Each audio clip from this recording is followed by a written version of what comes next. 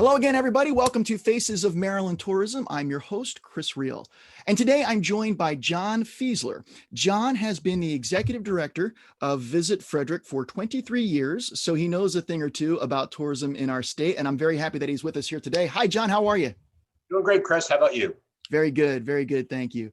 So you've been at Visit Frederick now for 23 years. That's awesome. What a great legacy. What about prior to that? What led you to where you are today?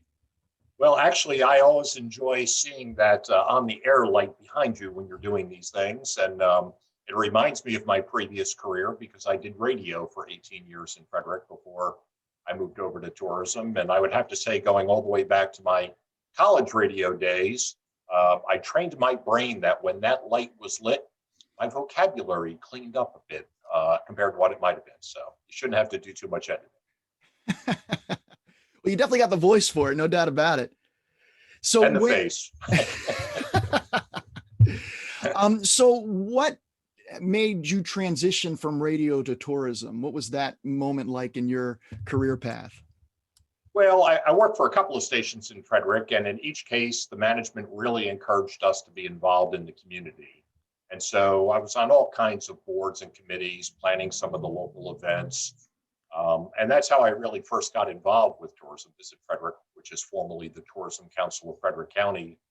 I think invited me to a marketing committee sometime back in the 1980s. So that was my first contact. I remember then because the annual visitor spending number was somewhere in the $80 million range. And we thought that aiming for $100 million, was the big aspirational goal. So as I leave, the fact that it's up over $426 million now feels really good. $426 million worth of visitor spending in Frederick County. Yeah, and that's, as we point out, that's more than $1.1 million a day on average. So that number seems to resonate with folks, and they understand the impact that has. Right, and that impact resonates outside of just the tourism industry. That benefits everyone in the county. Absolutely. And I think, that's something we've always tried to do. I think, especially with the pandemic, lots of tourism organizations now are realizing they have to make sure their own community appreciates the value of what they do. So in addition to those dollars that flow to the obvious folks like the hotels, restaurants, shops, attractions, it's in our case, well over $100 million every year just in taxes, federal, state, and local combined taxes that get left behind by those folks. They come here, they spend their money, they go home. We don't have to build a school for their kids or run a sewer line to their house. And so every taxpayer in our community benefits from that spending. And on top of that, visitor spending also supports a lot more restaurants and shops that locals get to enjoy that their own spending alone would not support. Yeah, that's a really good point. And to that point, Frederick County and the city of Frederick specifically has undergone a pretty remarkable transformation over the past number of years. Talk a little bit about some of the new things that are happening up there in Frederick County. Well, when I started, it was we had 3 wineries within the county. So that one in particular has really taken off, where we now have dozens within Frederick County of wineries, breweries, and distilleries. What I love is that they all see the big picture and they collaborate.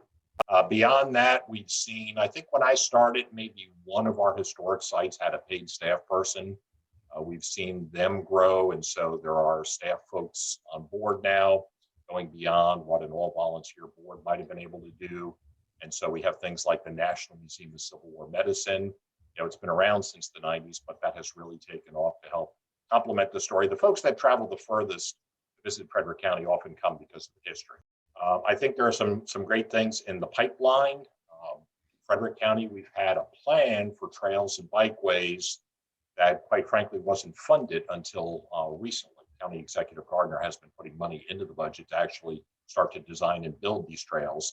And the pandemic has certainly highlighted the interest in outdoor recreation, but it's always been there, and increasingly so. And so bicycling, such, having that network expand will be good. I think there are things, for instance, some of the underrepresented stories. We have a group called ARCH, which is African American Resources, Cultural and Heritage. Visit Frederick actually started that years ago with some research through our Historic Sites Consortium, and then it spun off into a separate group. They are actually working on a museum, a heritage center, to tell their story more fully. We have folks like in the northern part of the county, the Catoctin Furnace Historical Society. They've been doing a great job. When I started, that organization, I would say, had gone a little bit dormant. But the folks that are the energy behind it today are the second generation, literally the kids of the people that got it rolling. And so it is really taking off. When US 15 was dualized, the 1970s, I guess, into the 80s, there was a slave cemetery that was disinterred to dualize the road. Those remains were actually stored at the Smithsonian for decades. This group has done some DNA research. They're actually looking for descendants. They've put in an interpretive trail, working, cooperatively with Department of Natural Resources that owns Cunningham Falls State Park. And so that's what's been exciting. We have the things that have always been there, the Civil War stories, Francis Scott Keys buried in Frederick, things like that. But there's still history that's been there and just not told.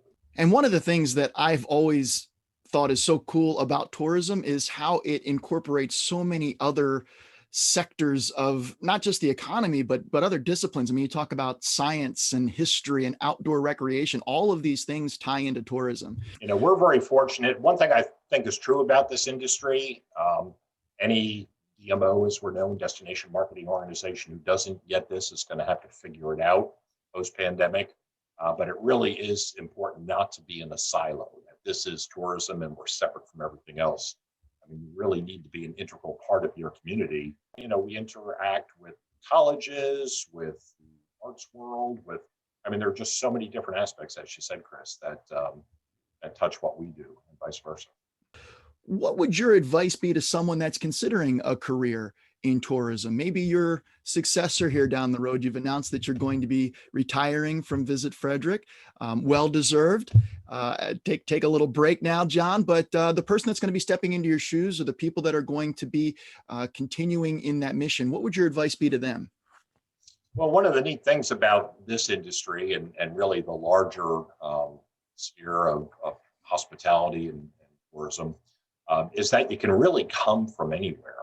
Within the leisure and hospitality industry, it still is a segment where you can start, as a busboy and be the general manager or owner of a hotel before your career is over. And there are lots and lots of stories like that.